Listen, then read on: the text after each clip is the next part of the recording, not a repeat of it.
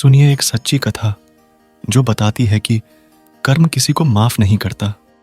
बहुत समय पहले की बात है। एक गांव में रामू नाम का एक आदमी रहता था।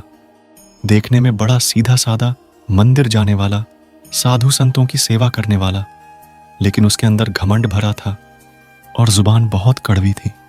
वो अपने बूढ़े माँ बाप को ताने देता, पत्नी को नीचा दिखाता और गरीबों का मजाक उड़ाता। लेकिन समाज में उसने अपनी झूठी छवि बना रखी थी। रामू जी तो बड़े धार्मिक हैं। एक दिन गांव में एक फकीर आया। उसने रामू से सिर्फ एक रोटी मांगी।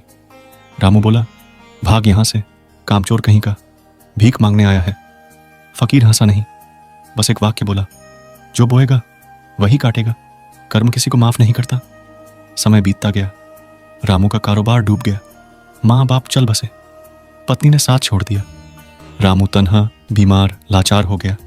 अब वही रामू एक दिन मंदिर के बाहर बैठा था, भूखा प्यासा।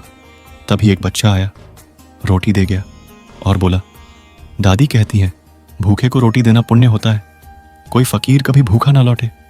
रामू की आंखें भर आईं। उसे वो फकीर याद आया और वो वाक्य, कर्म किसी को माफ नहीं करता। बोलिए भक्तों, जो जैसा करेगा वैसा ही पाएगा। पानी में डाली गई नाव कभी तैर सकती है, लेकिन पत्थर तो डूबेगा ही डूबेगा। कर्म वही पत्थर है। माफी मांग लो भगवान से, लेकिन इंसान को जो दुख दिया उसका हिसाब यही धरती देगी। कभी किसी भूखे को भूखा मत लौटाओ।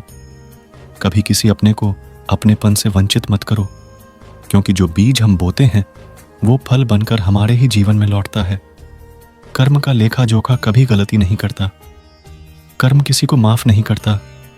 ये कोई कहानी नहीं, ये हकीकत है।